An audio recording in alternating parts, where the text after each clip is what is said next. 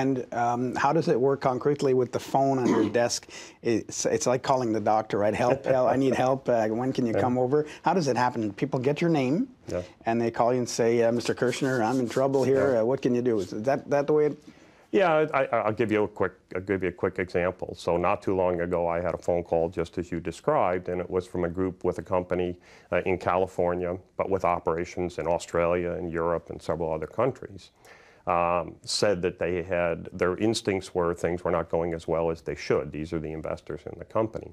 So asked if we would first just go and take a look-see. So we literally got on a plane, went to London, spent 3 20-hour days assessing the core of the operations, came back, reported to those shareholders some 55 issues that we had identified that seemed to not be as good as we thought they should be.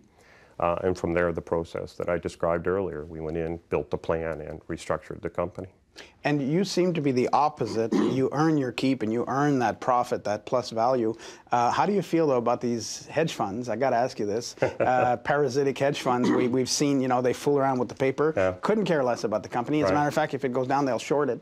Yep. Do you, since they are in a parallel business, do you feel some kind of, what's your feeling about them? Well, many years ago when I started in this business, I spent a lot of time contrasting what we do to what I would call financial engineering. That there are very smart people, very able to manipulate balance sheets, to play with inventory, to make companies look like they're better than they really are. Or there's their ability to use leverage to generate a higher return on assets. My approach and my orientation and our group's approach is really about fundamental value. What makes a good company good? How do you make it great? And how do you fix it when it's broken? It's not about how do you make it look better than it maybe is. And I would not want to miss a second topic that's very important, which is your social entrepreneurship, to which you devote a lot of time as well. It's the Hidden Angel Foundation. Let's talk about that. What is that?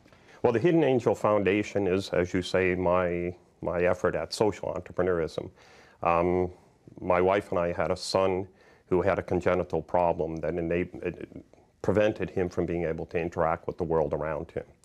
We discovered that when he was exposed to situations that would stimulate his senses, that his world lit up, that his life became enriched. And so when he passed away, we decided to start a foundation devoted to something called multisensory environments, and in his name we would make these available to children throughout North America. And the, can we put a name on the, what illness was it? His condition was called Sanfilippo syndrome. I see. But multisensory MSEs can help, I'm told, Alzheimer's patients, elderly patients, all kinds of autistic children. How does it work? Well, if you think about, well, I mean, imagine this. You typically would touch 300 surfaces every 30 minutes. We all would. Inside, underneath our skin, we have miles of nerve endings, we have pressure sensors, we have cold sensors, we have all sorts of different apparatus that releases neurotransmitters, releases hormones. This is how we know we're alive. This is what lights up our day. Now imagine the world for a child or a senior citizen who are unable to interact with the world around them. Imagine how that must feel. So they tend to develop conditions where they fail to thrive, where they withdraw, because their life is not enriched. So the concept of multisensory environments is very simple. We develop facilities, generally inside of hospitals or schools or therapeutic clinics, where these children or senior citizens, in the case of Alzheimer's patients, are able to go in, and by accessing this equipment, they not only can interact with their environment, but they can actually influence their environment, which gives them a completely different perspective on the world around them. And although I don't know exactly how it works, I was struck by some of the descriptions. Gave me the impression it was a good idea that nobody had stumbled upon before. Some of these things are quite simple, like a mirror ball. Exactly. I mean, they're not nuclear science here. But how was this? How did they happen upon these solutions? Well, in fact, the techniques were originated in Europe in the 1970s.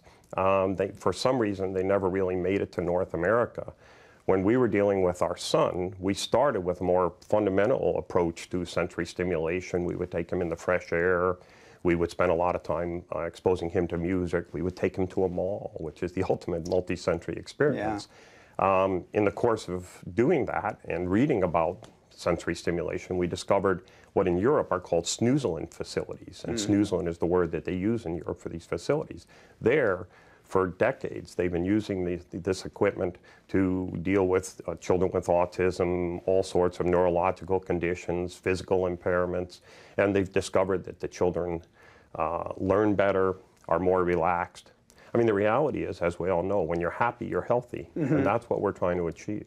And I don't know if I read correctly, your son was expected to not go beyond the age of 12, and he actually doubled that. That's correct. And you would attribute that to these efforts? We know, we could see every day in his eyes that that this equipment motivated him, and we believe it enriched his life and ultimately extended his life, correct. And the grandmother, who never knew him, plays a role here.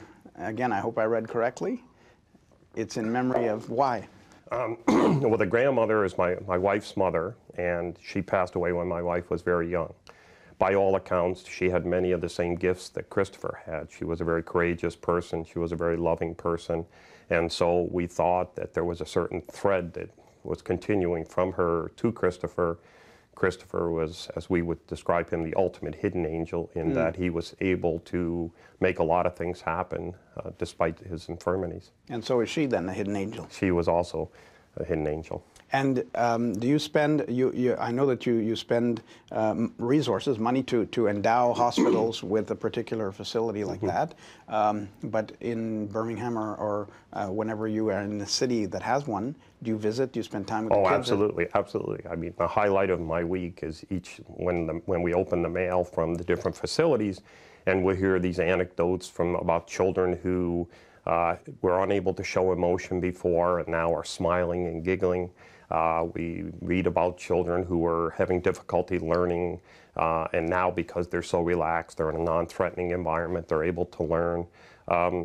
The anecdotes go on and on and on about the impact that these rooms have on people at the most fundamental level, simply enriching their life. But as I said, in some cases, encouraging children with autism to say their first words, encouraging other children to interact with the world around them when they won't previously.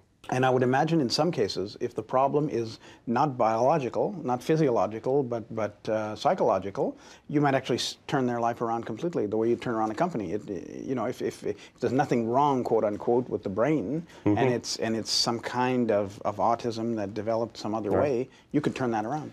Well, I don't know if I'd want to say we could work miracles, but the reality is that we're learning more every day about the brain's ability to adjust and to adapt. We now talk about brain plasticity. We hear about people with strokes recovering. We hear about children with neurological problems developing supplementary skills. So again, I wouldn't want to create false expectations about what these rooms would do, but the point is that when an individual is able to have the neurons, the neural system firing and feeling normal about the world around them, it opens up scope to learn, to be healthy, to be happy, and these things all sort of lead to the brain's ability to start to adjust and adapt.